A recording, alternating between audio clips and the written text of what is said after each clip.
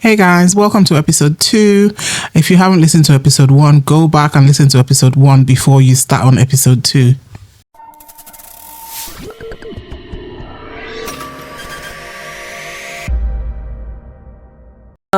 Normally, there's two of them, so I'll drop her first and then Kosi. Sometimes I don't even ask Kosi too much in the car because she doesn't want any conversation really as you're dropping her off. She's just psyching herself up. And so sometimes I feel as if I talk to Kosi too much, then she'll feel as if I'm ignoring her. But then when I talk to her, she's like, you're disrupting her. Yeah, so you don't know where to. So sometimes it's actually a godsend after I drop her off. Then you can, and then I can ask Kosi about his. But yeah, then she'll go in. I must say, in this term, because normally I expect a call every single week from her school, I haven't had any this term. Wow. None. But then again, she also just finished a therapy course, like a 3-month therapy course. She was going on a weekly basis. I don't know if they're linked, but I just haven't had any this term. But when you pick her up from school, then you know that she's had a day. And depending on how rough a day, so I would normally wait till she will say something to me about, she's like, oh, hi. And then if she wants to tell me anything, she will. I'll just say, oh, how was school? The only answer I get from Kamsi, school. How was school? School. It's never changed in years. Easy. It's just school. And then when she's ready, she'll share. And then she can decide the work she puts into a day is the slices. She'll save almost like slides of interactions in her head that she didn't get, but she doesn't want to show in school, that she doesn't get. And then she'll be like, okay, mom, this is what this person did, and this is she'll replay. Basically, she'll just set you the scene and replay like a slide from school. And then you'll explain, she'll ask you to help her break it down. And then when you try and talk too much, it's like too much. Yeah. You can't give her too long answers. She just wants quite short, sharp answers, yes or no. Is this, don't, she's like, she'll be like, you're doing, no, you can't. And then once she's done that, she'll choose, come back, eat. Sometimes what she'll then do, depending on how bad a day, like this happened on Friday, I was saying to her, she'll put her defenders on because she doesn't wear the noise cancellers to school because she doesn't want to be different. Yep. And then when she comes home, she puts it on in her room, covers herself, and then just goes to, you can then tell she's in recovery mode. She's just, she's had a day. And then she also uses the inclusion center. I don't know, in school they have like inclusion rooms. Okay. So that was always before. Anytime you drop her off at school, she'd go straight to inclusion. This term, she'll just go into the normal. She'll go through the normal doors. So she's made huge progress. The friendships are difficult, obviously. And the friendships are still difficult. They're still difficult for me, and I'm 50 what? Thank you. So the bullying is there's a small circle of friends who, from time to time, still try to take advantage of her. They often do. But then she say, oh, these are my friends, my friends. Because the alternative is no friends. No friends, exactly. And she can't deal with that. Especially for girls. So the bullying is real. There's been cyberbullying, in school bullying, people threatening to beat her up. People... there's also racism. Of course. People being racist, using racist slurs to her. Throwing, where kind of we drew the line, and was when some kid threw something at her. And it was a boy. I'm like, it's one thing. It's like, you don't get physical, and especially if it's a boy against a girl, it's like, it's a no-no. So like Melissa, she goes through a fair bit at school, but she's so resilient, and she gets up the following day and she goes in. Yeah. And she's happy when she deals with it, like when she has a chat back and say, okay, this is what I said. Yeah, well done. You see almost like clapping for herself. Me, I'd want to go in and fight. I want to go and fight. Oh my God. Kenny, I'm going to turn to you. So for Kobe, what's a typical... Kobe is non-speaking. I would have said non-verbal, but I've learned non-speaking today. Non-speaking, non-verbal. Okay. But it depends. Some places use non-verbal. I think in the UK they use non-verbal. Non-verbal is. I've never heard one non-speaking before. In South Africa, we were used to using non-speaking, and also through the therapists we were working with in the US. Because when you hear non-verbal, sometimes you mistake it for the perspective that he doesn't say anything, doesn't make any sounds. True. He makes sounds. He does all that stuff. He has a voice. So there is a voice. So he has a voice. It's just that his voice cannot, with everything and the way sound works and the vocal cords, the words he has in his head doesn't translate into the sound to come out. So as a result of that, you would have thought he doesn't have words. Yeah. So we didn't know he actually had words till he was about 10. Okay.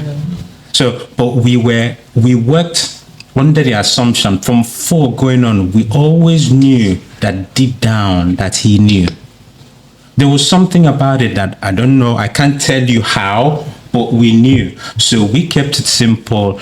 Even though he wouldn't react in a normal way, we knew he had it. So it was only about when he was about 10. And you always try something. So we were trying so many things. And then at some point, we were in South Africa at the time. So there was this lady who was kind of coming from the US again, from something else, or who was planning to. And, there you contribute, you do stuff. So the people who wanted the expert to come, we will get together, put the money together, to kind of fly her over. And, this at that time was generally a lot of money. And when you're used to kind of also people taking advantage, so, like, kind of was like getting upset, like someone else, like, oh, these people always taking advantage. So, I think the state, where we were at the time, when we discussed it, is that at least they can take advantage of us now. Imagine the people that can't be taken advantage of. If it's wrong, it's okay. We will continue. So then the lady got flown over. I wasn't there, went somewhere, and it was done under, video. And then for the very first time, they were using something called spelling to communicate. And Kobe was coming up with words, spelling things like anthropologist, spelling things. We didn't teach him he goes to school. He's always been in a special needs kind of school. He didn't go to traditional school. And where they're trying to do, you can imagine they're trying to do A is for apple and B is for things. And they think that you don't know because you don't make any words, like you don't know anything. And you have to go and sit in. So here's a 10-year-old boy who is learning A is for apple and things like that, and they're doing the most basic things. But to be fair enough, I also had an intuition, but not like we're aware that he can do things like that. Then in the video, he's spelling anthropologist and different things and coming up. I think Lana was there with the session and a good video, and she kind of sent it to me like, this was the what is this? This was probably one of the biggest light bulb moments. Must have been a relief, like. Yes, it was to know that for all these years, for 10 years, that it was always there, you knew, and suddenly it comes out, and he's spelling things that a lot of his age mates couldn't spell. But then you have to think twice to even spell that word. But then you're thinking, but it's not like you taught him how to read. It's not like they're even teaching him. It's not like they're reading things. And he's coming up with all those things. So that was, I recall, that still stands out as a key first major breakthrough. Then it was like, yes, he does understand. But whilst that has been going on now for about 9 years, 8-9 years, he's still not able to generalize it.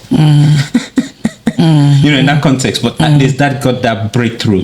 So we knew that was the case. So now if you go back into a situation around school, so he never went to any typical school. Any mainstream schools. Yeah, so it was always a special needs school. We were in South Africa then, so we tried. And look, they tried, we went to, we tried they put it. We used to do. Glana was the principal, but Glana was the main person who was responsible. Everyone who had to engage, all the teachers, every head teacher, like knew her because she went and became.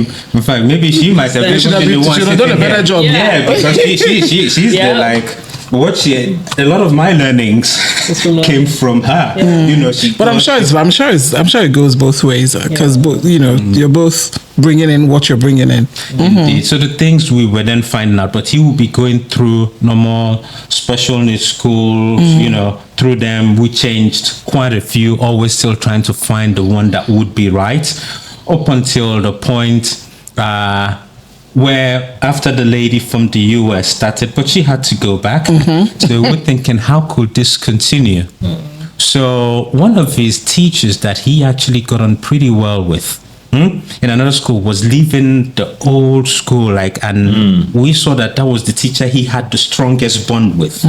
You know, she was from Zimbabwe, and this was in SA, and she was moving, and we thought, no, rather than move. So me and Lana came up with a plan. Why don't we get her to be Kobe's personal teacher / facilitator? So we pay her to be Kobe's teacher, and then go to school with Kobe. So she will be Kobe's facilitator, and they will go to school together. But she was trained, actually probably more qualified than most of the teachers in all these other schools that kind of we went to. But she was Kobe's own. So when we managed to do that and arrange it with the school, that was a good plan. So that he was going to, but he still needed to go in, you know, going into a school setting.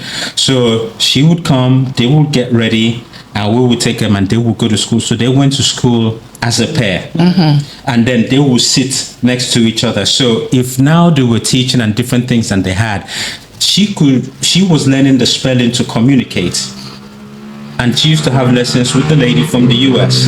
So they will have, so she was the one we put between her and Lana, and then they would do Zoom and different lessons, and we were helping her towards her qualification to be able to do that. Okay. You know, so for her to be able to use it. So she will now go to school with him. So if you have questions and you ask, and through that, she could bring Kobe's voice out through that for him to be able to participate in school. And then after school, they will now do their own lessons, because she was a qualified, like I said, very qualified teacher. Like I said, none of the other teachers in school were more qualified than her. So then she'll have his own personal one, but we wanted him to get into a schooling situation. So that's what Kobe did from about when he was 10 up until the period when we got back into or till we got back to the UK. So you got back to, which was when? Well, how old was he when you came back to the UK? So we came back to the UK when he was about 15. Okay. About 15 was when they, you know, they came back before. They started before me. They did the transition to the UK before me. Yeah, so about 15. But from about that 9 to 15, for about that 5-6 years, that teacher worked with him and went to school with him and everything, and you know, helped him. In the UK, the system is different. You know, the schools, that was the case there because the schools there couldn't cater for as much as they cater over here. So you had to kind of create the full ecosystem. You had to build your own. You had to build your own people. Here, the pathways are built. But you could make it work. You know, you could make it work if you were going to pay for it. Of course. So for instance, the specialists, the doctors, etc. You know, as Lana, sometimes we get that maybe some of the specialists there seem to be more clued on than maybe some of the experiences we've had here, you know, in terms of how they were. But the overall system going structure, into schools, you know, there are areas where it worked and there are areas where it wasn't. So you had to be the one to make it all work. So that worked there up until the point where we had to kind of come back here. And he's growing. Same thing with Kamsi, you know. Goes through puberty, different things. He's taller than me. You know, he's bigger than me. He's a man. You know, he's a young man. You know, he's about 6'4". So, wow. So he's a young man. So he's going through that process now. But the difficulty in this case is because he's non-verbal. So he's nonverbal, and being also nonverbal, there was apraxia and other what do they call this motor related issues. So he can't tie his shoes, for instance. So he needs 24-hour care in terms of supervision. So he's physically able.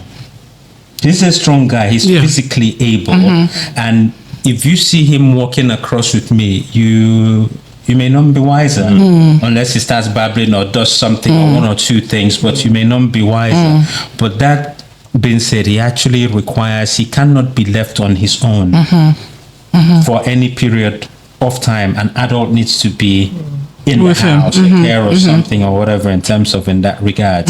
So, he needs in terms of from a self-help perspective, he needs to be assisted, from things that he has to do, brush his teeth, wear his clothes, do stuff, just from a coordination, etc. Because he's not paying attention to things. He might just wear it and the trousers the wrong way around and inside out and stuff, and he doesn't pay attention to that. So he would dress and do those things, but he's not. He still may have not to wear keep the an right eye. things. He may wear a t-shirt meanwhile it's cold outside, so you have to appropriate things to be able to do, safety, danger. He may try and cross the road and there are cars that are coming there, not paying attention to things like that. So personal safety, different things. He requires someone there to get him through the day. He likes order as well, but you also have to help him. This is what we do. So, okay, we get up, this thing, time to have a shower, get ready. You have to assist.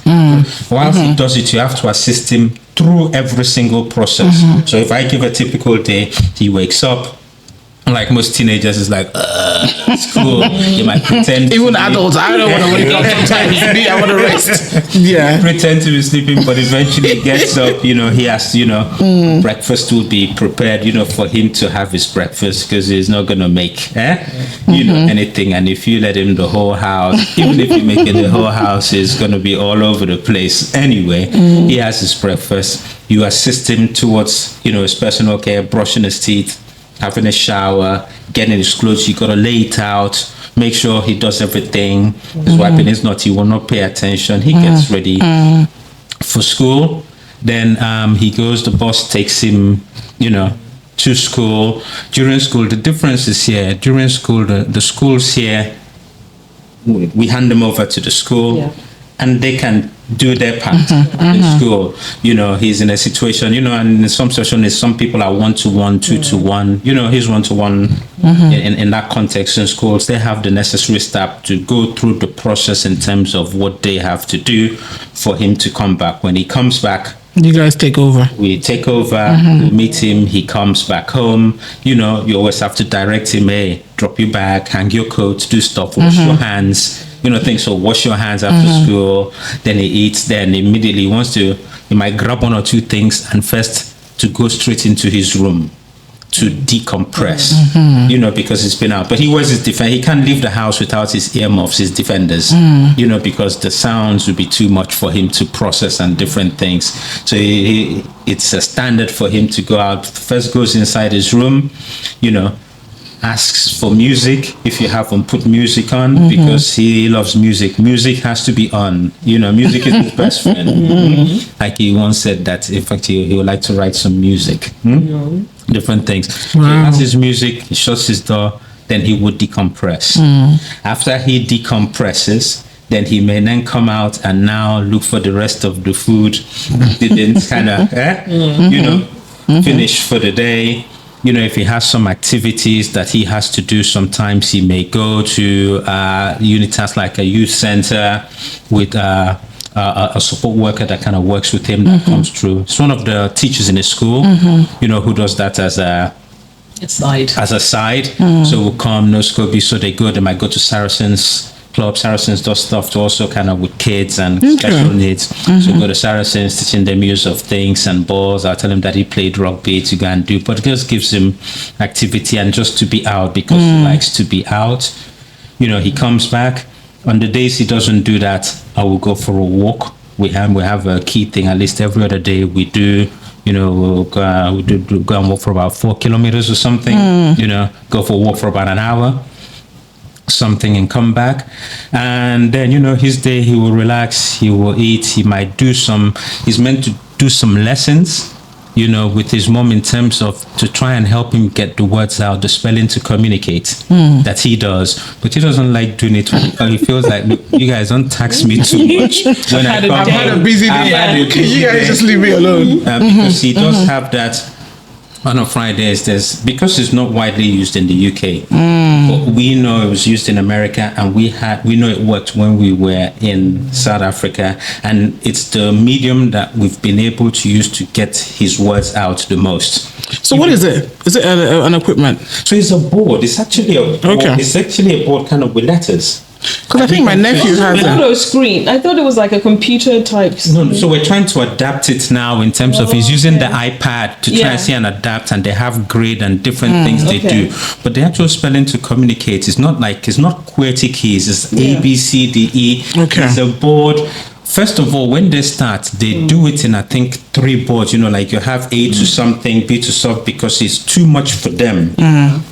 Initially. So you bring up the particular one. Eventually they move from about 3 boards to about 1, where you now have all the alphabets in one, and you can have plus minus the numbers. And they use it so he can use it to communicate the things he wants to by spelling it out. But remember, because he also has motor related issues, he might see something but he can't go there and point it. So there's a process sometimes.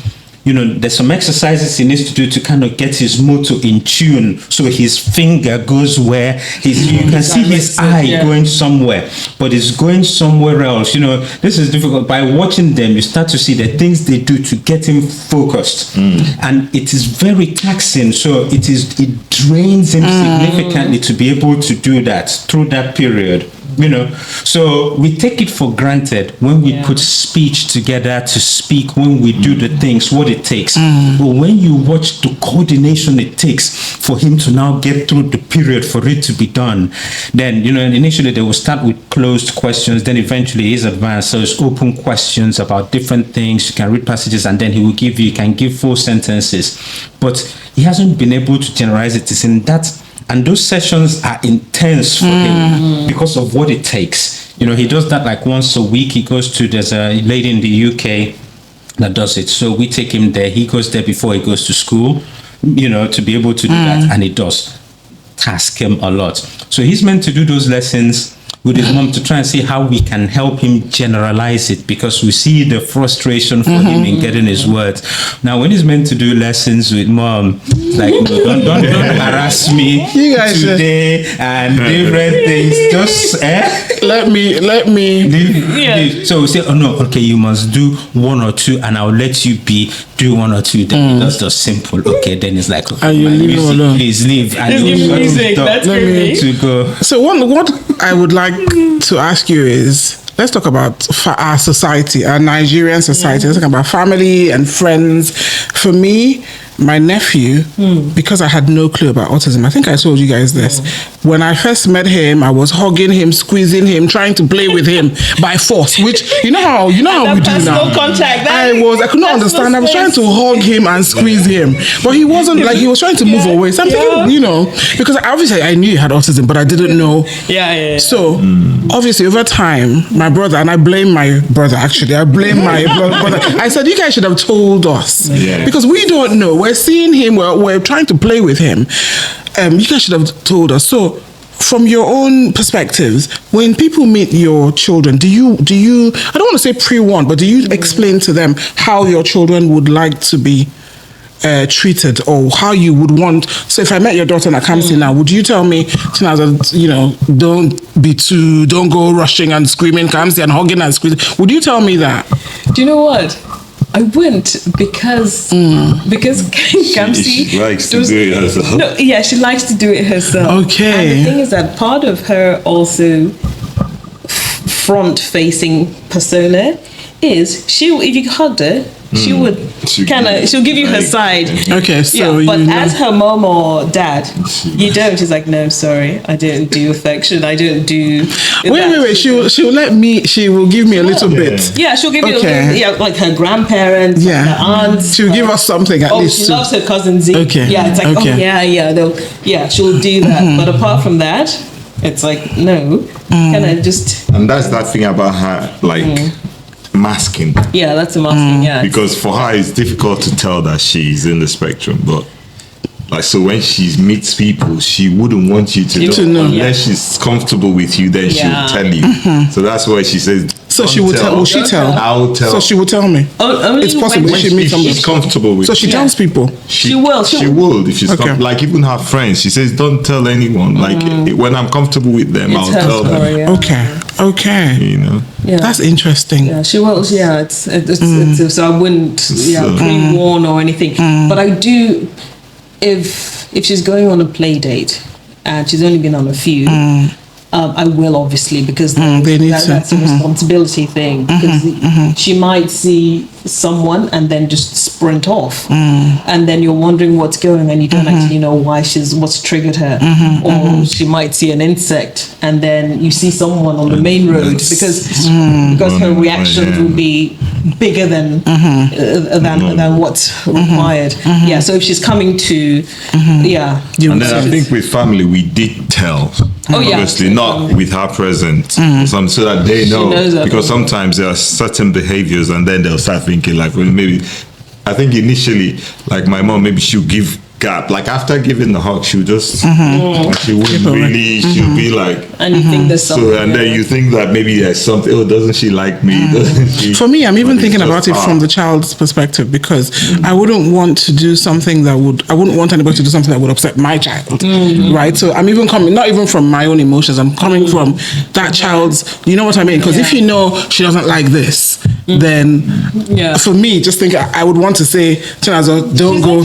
She will stand. She'll come and say hello, and then she'll go and stay. I keep her. So she generally, and she also takes her own space. Melo and I are generally in here. She's in here. She doesn't stay in the same, and it can actually feel. Sometimes you feel, God, are we actually encouraging it? Because sometimes you see Melo and I here. Kosi will come and join us, and then she's there, and it's like, come, just don't be. And then it becomes. But is it to assuage your own guilt? Is it for you or for her? If she's comfortable, like you can't eat at the dining together. To be honest, sometimes she joins, especially if it's a movie. If Kanye is there as well. Oh, yeah. If her brothers if we're watching a movie, she will. We want to watch a movie. She'll be the one, okay, where's the popcorn? But she will be there. Yeah, but once popcorn is finished, she'll only spend about half an hour and then she'll go. But I think there's another thing, like if we're with friends or something, and then maybe you notice that friend trying to, then we have to caution.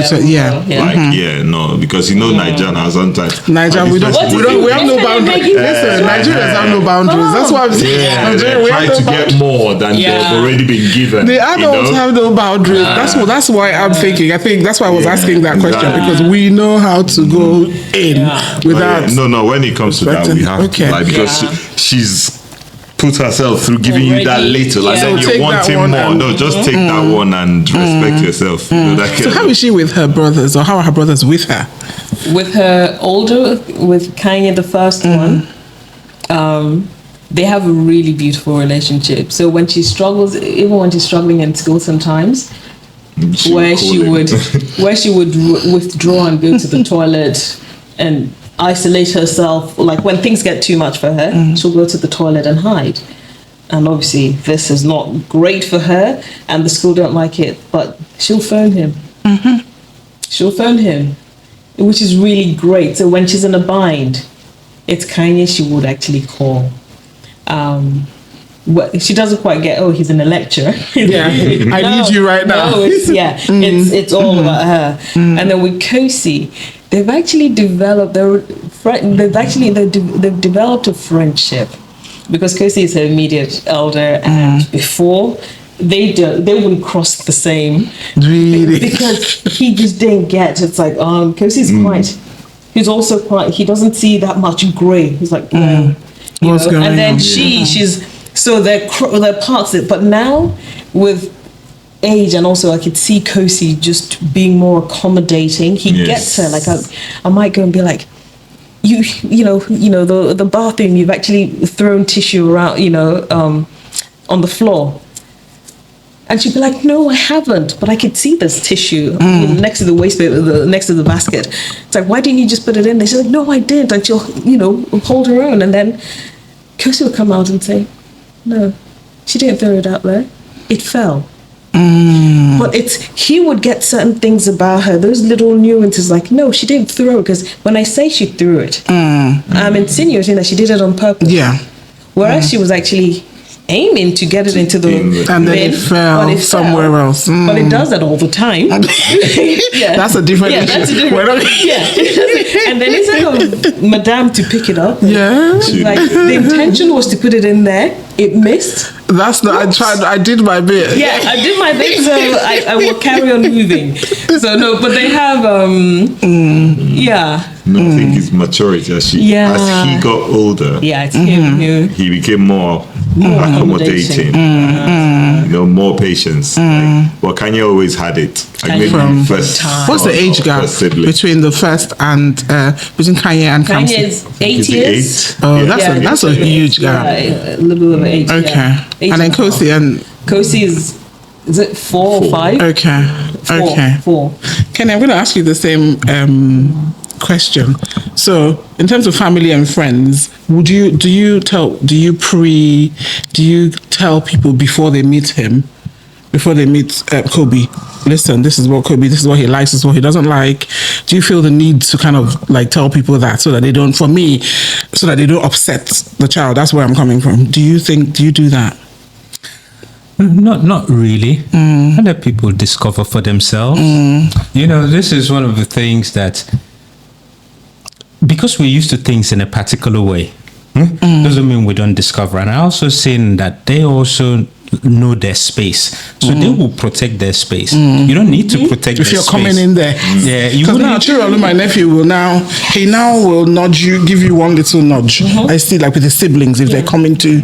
So you don't need to protect it for them. But I actually see it as, okay, whatever is playing out, play out. It also teaches them the world, and then they know when to act or when not to act, because sometimes they also want the interaction, but they won't, not the way you want it.